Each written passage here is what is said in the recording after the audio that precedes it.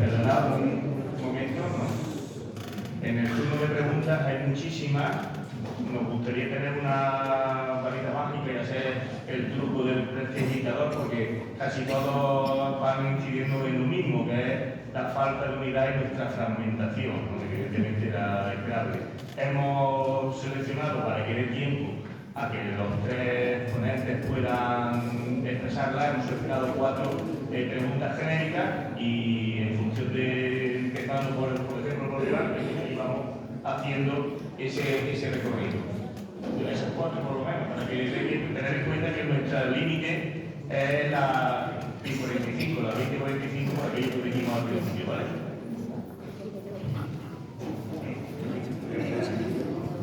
La primera, y empieza por llevar, que por qué hay tanta fragmentación en la izquierda y la derecha está cada vez copando más países. La segunda, ¿qué se está haciendo en Europa de forma concreta para comprobar el avance de la ultraderecha? La tercera, y eso es una autocrítica, estamos analizando bien la realidad de los ciudadanos españoles, europeos y mundiales para dar soluciones desde la izquierda que mejoren la vida de los mismos, o lo estamos arrojando a otro lado. Y la cuarta, frente al internacional del odio y el neocristofascismo emergente, ¿es necesario y urgente la laicidad del Estado? Laicidad del Estado.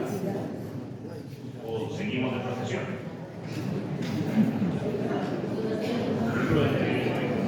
Bueno, yo voy a responder tanto rápido, primero porque las preguntas tienen enjundia, ¿no? Y tampoco soy capaz de responder de manera rápida. De hecho, al hilo de lo que decían los compañeros, y esto tiene que ver con las preguntas, el interrogante es: ¿resistir es suficiente? Uno diría, hombre, resistir sirve para ganar tiempo, pero quizás no sirve para transformar. Pero yo tengo la impresión que ahora la duda está entre si seremos capaces de resistir o no. Con lo cual, la cosa está jodida, ¿eh? No, digo, porque es cierto, tiene que resistir. Y me decía un joven del partido el otro día, pues oye, Joan, resistí, ¿y qué? ¿Resistí qué? Pues, claro, él era joven y yo no. Pero para mí resistir ya era un reto. Y es cierto que yo tuve que reconocerle que teniendo éxito resistiendo, quizás solo estábamos comprando tiempo. Bueno, pues tenemos tiempo. Y es algo, ¿no? Pero el marco es la velocidad. La velocidad de los cambios significativos. Ya no es una amenaza, sino que es una realidad del fascismo. Y conocernos, saber que las diferencias a veces se han ido construyendo a partir de muchas experiencias frustradas que no han sido metabolizadas, que han generado rencores y han generado atrincheramientos. Bueno, vamos a llegar a un acuerdo. Procesos constituyentes, ya está. Cuando estemos en condición o en condiciones de iniciar procesos constituyentes, ya veremos si la República Catalana se va a federar o no con la andaluza o con Córcega. Ya lo decidiremos. Lo importante es el proceso constituyente. Los procesos constituyentes.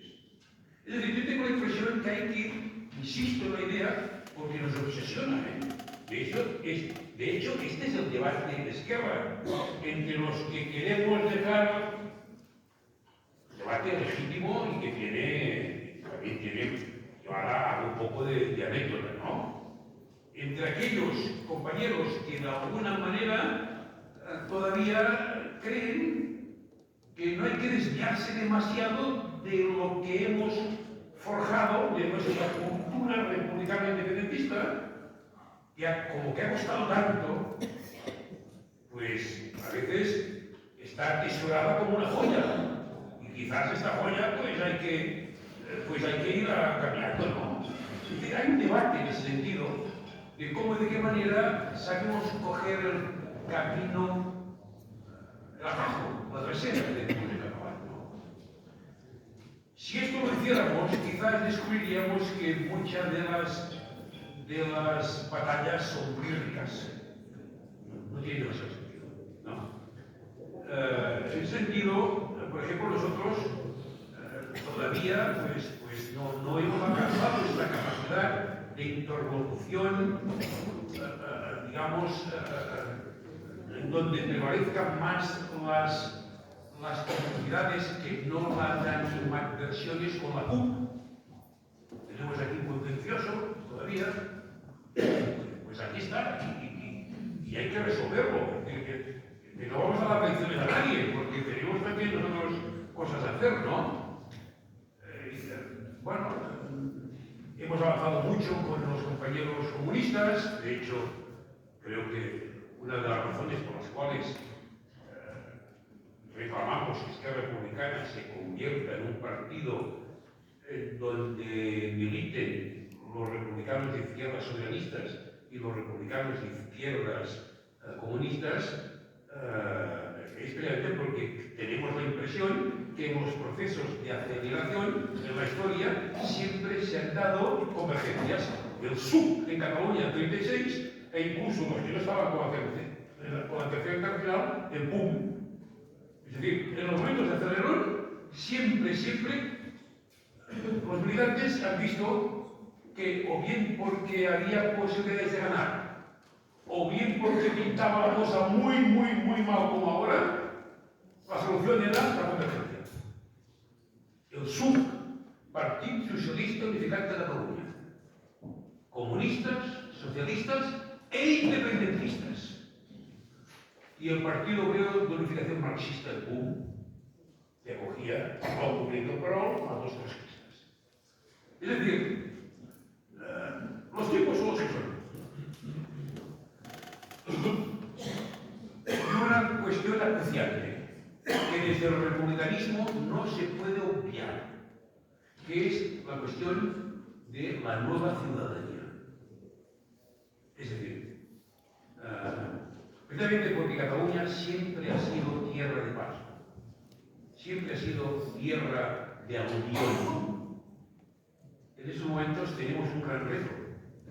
Si no somos capaces de cohesionar las sociedades, si se crean dos Cataluñas, la una, la de los catalanes de siempre, los catalanes de hace 80 años, los catalanes de hace 60 años, los que hacen 40, y la población llegada a partir del año 2003.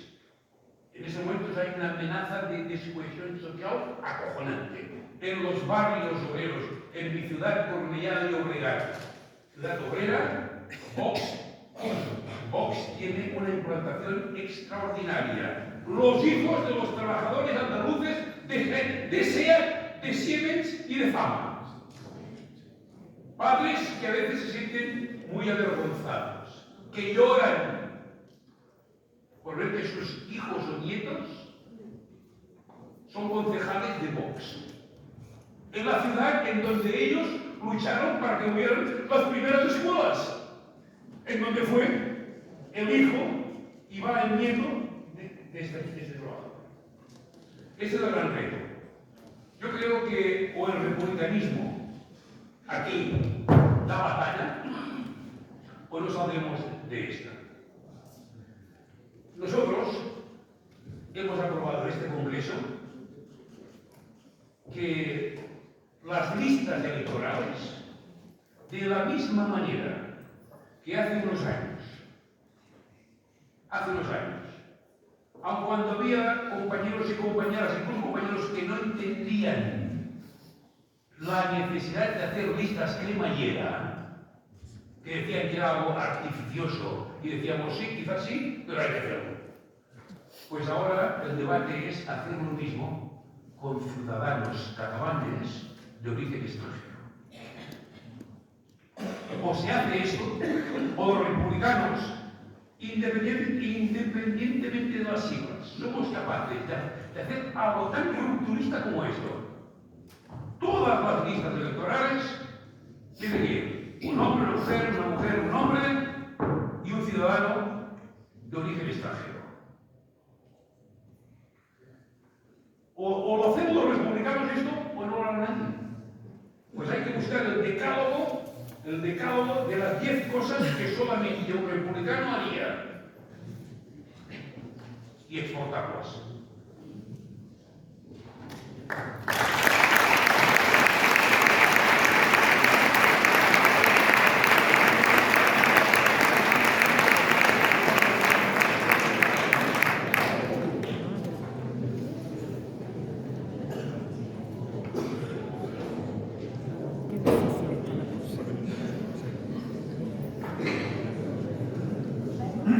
Bueno, voy a apuntar algunas preocupaciones que he visto en estas 4 preguntas, un poco sobre, yo creo que tienen en común la preocupación sobre la oferta de la izquierda, ¿no? para atraer a los ciudadanos y ciudadanas en torno a posiciones progresistas. Yo creo que es un problema además que no solamente se circunscribe al Estado, yo creo que es un problema de la izquierda europea. Y que en estos momentos muchas veces se da la sensación de que estamos perdiendo por incomparecencia. Estamos diciendo también que las opciones de ultraderecha crecen, sobre todo en un caldo de cultivo de desesperación, de falta de alternativas, que al final terminan en un voto autoritario, ¿no? Que por lo menos se percibe como un discurso claro y que pone algunos temas sobre la mesa de una manera pues mucho más, llega mucho más fácil que nuestro discurso, y eso creo que hay que admitirlo. Y creo que tiene mucho que ver también porque de la izquierda, y ahí tenemos que hacer mucha autocrítica, muchas veces lo que proyectamos es que somos especialistas en debates interminables, el debate que va al tiquimiqui, al detalle y sobre el cual se llega a verter pues, sangre, sudor y lágrimas. Y diría que en muchas ocasiones damos la imagen de una izquierda que se sabe muy bien el manual, ¿no? Que tiene un manual perfecto, muy interesante, un discurso fantástico, pero que luego no representa alternativas viables en la vida diaria, ¿no? Que se centra mucho en torno a eslóganes, y luego también está el viejo debate, no tan viejo, es bastante reciente, sobre qué papel tiene que tener en el discurso político de la izquierda y en la oferta política de la izquierda los márgenes y la centralidad política que tenemos que hacer como fuerzas progresistas. Yo creo que en ese sentido es necesario hacer una autocrítica. Tiene mucho que ver con lo que estábamos hablando antes, ¿no? de que tenemos que ser suficientemente hábiles para separar el grano de la paja, volverle a filosofías que conectan de una manera mucho más clara con la población. Y también yo creo que es muy importante también, claro, cuando hablamos de cuáles tienen que ser las alternativas, cuáles son las prioridades, todas tendemos mucho, ¿no?, a identificar lo importante que es, por ejemplo, en el ámbito institucional, en el ámbito gubernamental, paramos pies a la otra derecha, bla, bla, bla, bla.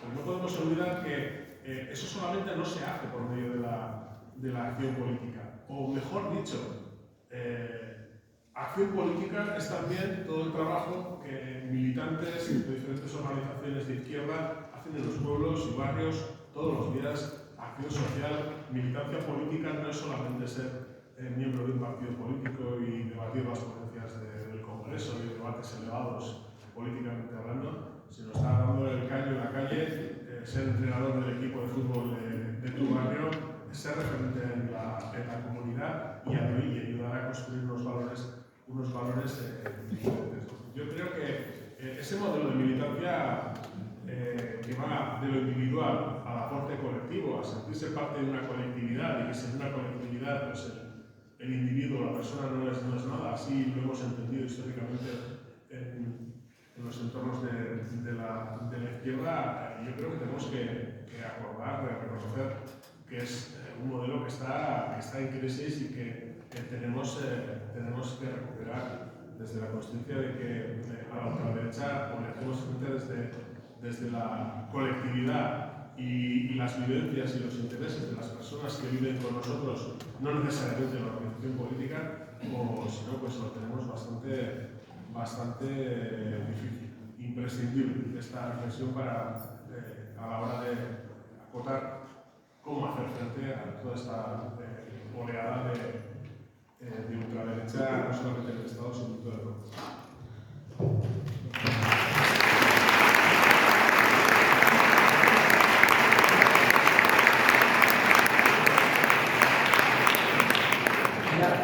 Hay varias preguntas y me gustaría hacer algunas cuestiones de reflexión. Conocí a Fernando en una visita que hice al Parlamento Europeo y recuerdo una anécdota que transmití a mi compañero cuando fui a tu despacho y vi las mociones que tú estabas estudiando, que era todo deportaciones, el debate de los campos de concentración, la eliminación de los derechos LGTBI. Es decir, la agenda en el Parlamento Europeo es una agenda marcada por la hegemonía de la extrema derecha y de sus valores. En nuestro país tenemos un elemento legislativo, vamos a decirlo así, que es paradójico aparentemente, que al no tener un gobierno de derecha o de extrema derecha, digamos que la conciencia de amenaza es menor. Y eso lo he percibido cuando en la misma Bruselas, o por ejemplo en Italia, tú haces reflexiones de dificultades que tienes en tu país y te dice, chicos, aquí tenemos a Meloni, que ha eliminado, no que haya reducido, que haya endurecido los criterios, que ha eliminado el mínimo vital para familias que no tienen ingresos, que lo ha eliminado a cero. Es decir, el paradigma en el que nos estamos marcando el terreno no debe llevarnos nunca a una sensación de derrotismo en nuestro país. Estamos en dificultad, pero hay escenarios absolutamente trágicos, ¿no? Desde esa dificultad hay un hecho objetivo, que es que el 23 de julio del 2023 hubo 15 organizaciones que firmó una misma lista electoral que permitió que no gobernara el Partido Popular. Yo creo que hubo errores en la interpretación de que lo que fue una movilización coyuntural para evitar una repetición peor, hubiera gente que creyera que era un apoyo de ella misma o de él mismo. Creo que ese error de enfoque en política, cuando tú haces un diagnóstico erróneo, las consecuencias pueden ser trágicas. Y creo que tenemos que estar viendo cómo, si os dais cuenta, en el análisis real no se producen contradicciones, no se producen en la estrategia, no hay diferencias. Pero sí hay problemas en la táctica, y voy a apuntar algunos de ellos que tienen que ver con la extrema derecha.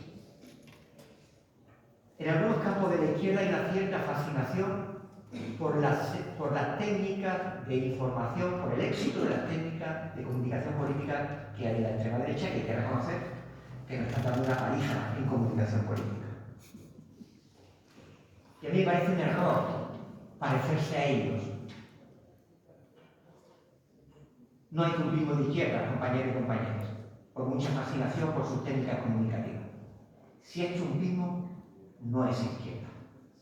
Pero lo peor de todo es que si uno asume las técnicas, el discurso, el combate, digamos como un espejo, con el mismo marco mental, está siendo ya derrotado, porque quien ha impuesto ese marco mental de pensamiento, de toxicidad, de envenenamiento, de crispación, de sectarismo, pensando que eso es exitoso en términos electorales y políticos, es la extrema derecha a la que tú dices combatir y de la que ya adelanta tu bandera blanca de revolución. Y quiero leer un proyecto que podía haber desaparecido en 2025, ya antes. Y no desaparece por la misma realidad que comenta Fernando con respecto a la política local del territorio. Porque gracias a las asambleas locales que permiten trabajar ser desde entrenadores de fútbol, a los que llevan la peña del carnaval, a gerentes de cooperativas, a gente que yo de pronto descubro que no es que, no es que le hayamos dicho los de izquierda que estén allí, es que están allí y nos enteramos que son gente de izquierda. Eso es lo que ha permitido que un proyecto que ha tenido mucha convulsión esta década se haya mantenido. Porque el trabajo local para construir un proyecto sólido, que no sea un proyecto determinado por una suerte de fascinación sobre lo comunicativo exclusivamente, hace que sean efímeros en sus hegemonías. La construcción de un proyecto sólido, permanente, con visión de futuro, con que no haya prisa, como no la tenéis vosotros, como no la tiene el Partido de los Trabajadores belgas, que viene a largo plazo, es lo que nos permite tener un proyecto de izquierda que nos reconecte. El proyecto de Bildu es un proyecto de éxito porque, entre otras cosas, tiene dentro, como bien has dicho, a gente que ríete tú de los tuyos que mandamos nosotros.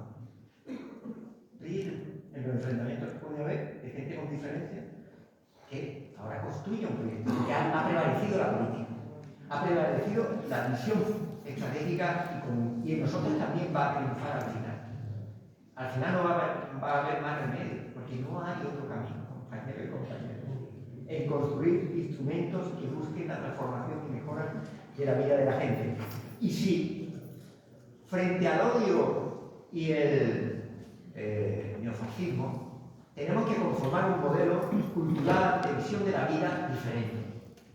Y por tanto, tenemos que construir otro lenguaje diferente. Y sobre el lenguaje me quiero referir. El lenguaje a veces sana, pero también daña. Por tanto, el elemento de respeto que aportaba Juan Rivera con la teoría de la misma orilla de Julio, que decía, los que compartimos trincheras, aun desde la diferencia, tenemos que marcar y construir desde el respeto. Es fundamental. Por cierto, un valor profundamente republicano. El respeto laico de la laicidad como modelo alternativo en los valores de construcción de una sociedad. Si no hay respeto, no hay construcción de ningún proyecto.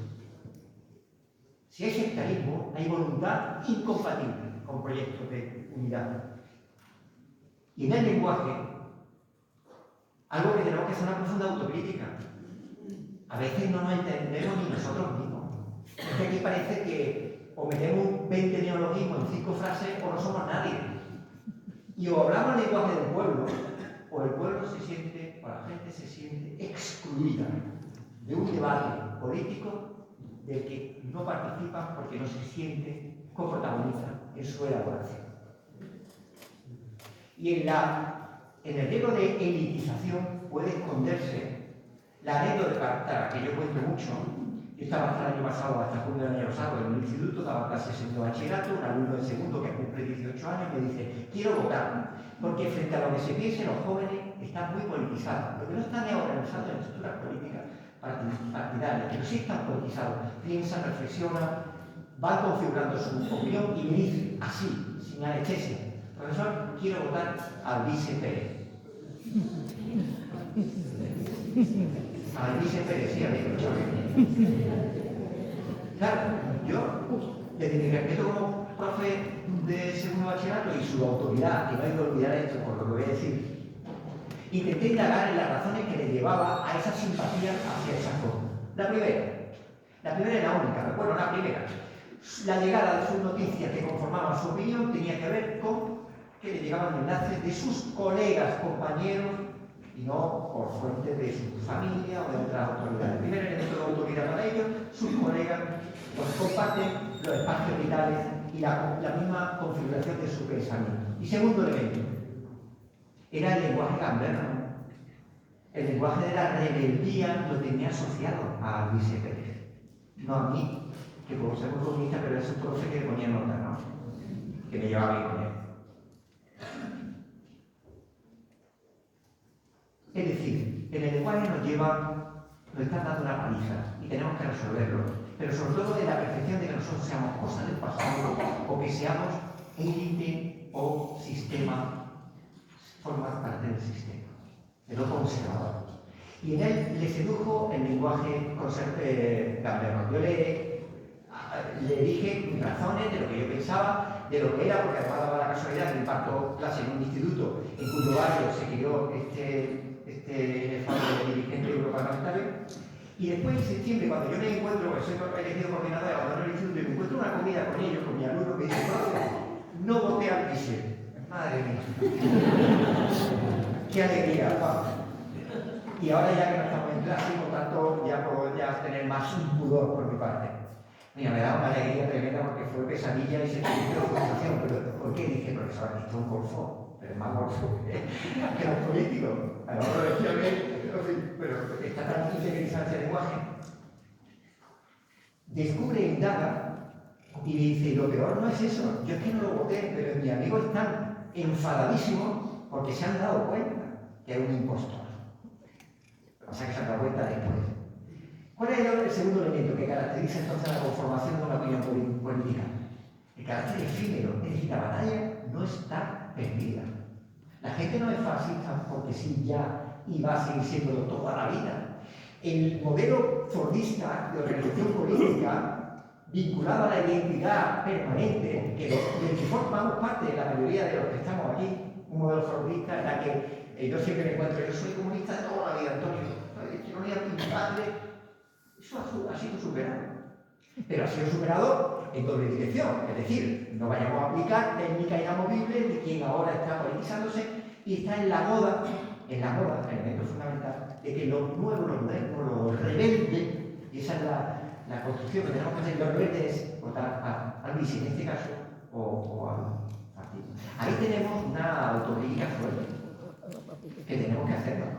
Y todo no es culpa nuestra, porque no hay que olvidar que las grandes dirigentes de las grandes empresas que tienen más poder que muchos estados, como son las GAFAM, es decir, los dueños de Google, Amazon, etc.,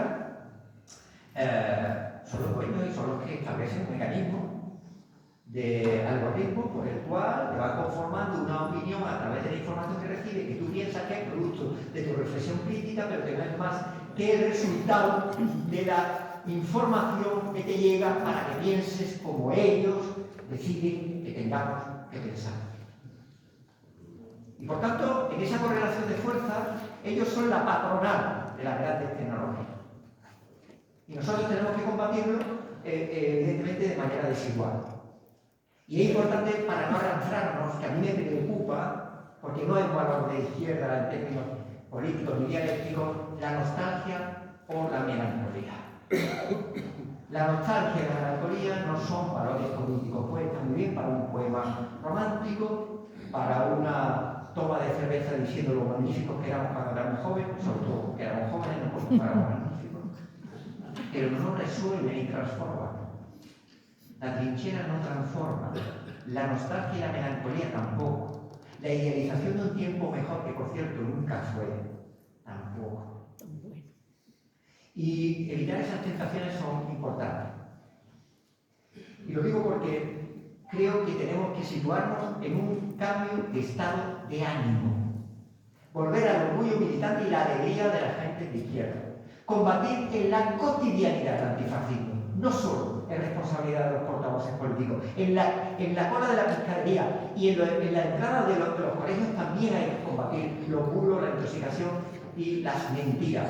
Y hacerlo con orgullo, no con la voz baja, porque eso es símbolo también de la hegemonía. Ellos están desatados, han salido del armario, permitidme la expresión. Están desatados y están orgullosos de decir barbaridades. Yo soy testigo, en Sevilla voy al bar y de pronto uno me suelta porque los rumanos tienen todos paga y aquí a la gente de los barrios no se le da nada. Y ahora tira tú y combate. Pues hay que combatirlo también en la cotidianidad. Y eso es un proyecto común. Es un proyecto de todas y de todos, porque en esta anécdota que os cuento de Romano, que es verdad, me viene un señor porque yo le contesté diciéndole, eso no tiene ninguna base, porque, en fin, el tipo estaba encantado porque yo me había acercado a él y le había entregado el rebuzno. Pero después se me acerca un hombre así mayor y me dice, pues va, está muy bien, así es que está. Digo, no, pero esto no es mío, esto es tuyo también. Esto es tuyo también, esto es de todos y de todos. Y hay que combatirlo porque su verdad es flácida, es de cobardes, es de cobarde. son mamporreros del sistema. Y tenemos que alertar a la ética para también resucitar el orgullo de sentirnos de izquierda, no la vergüenza de sentirnos de izquierda. Y para eso tenemos que disparar bien en la señalación del dedo, y no de nosotros, que se nos olvida entonces dónde está el enemigo de clase.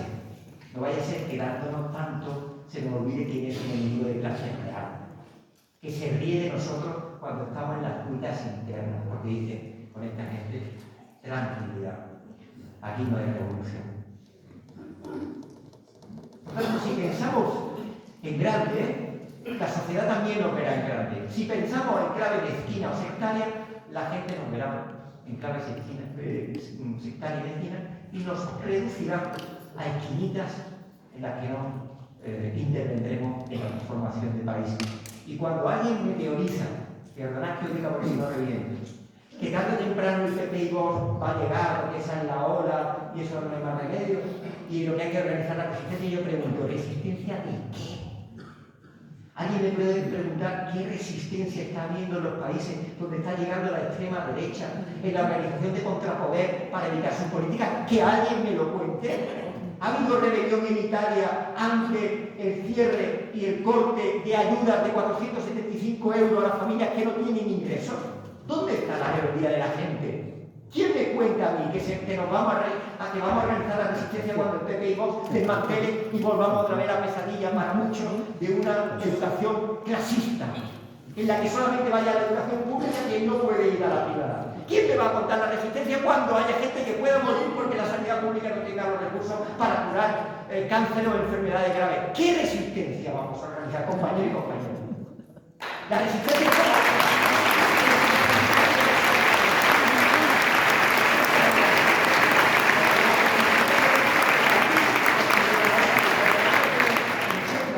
Pero creo que hay que analizar las cosas diciéndonos la verdad desde una expresión que a mí me sedujo siempre de Julio Anguita, desde el poder amable de la razón. Muchas gracias.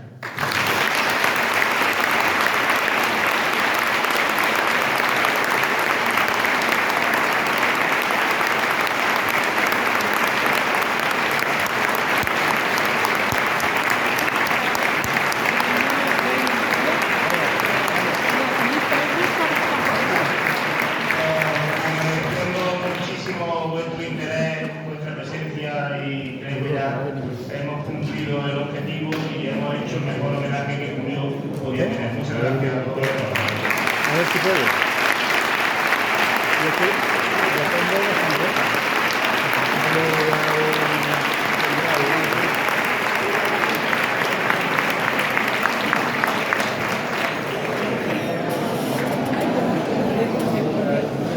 Sí, sí.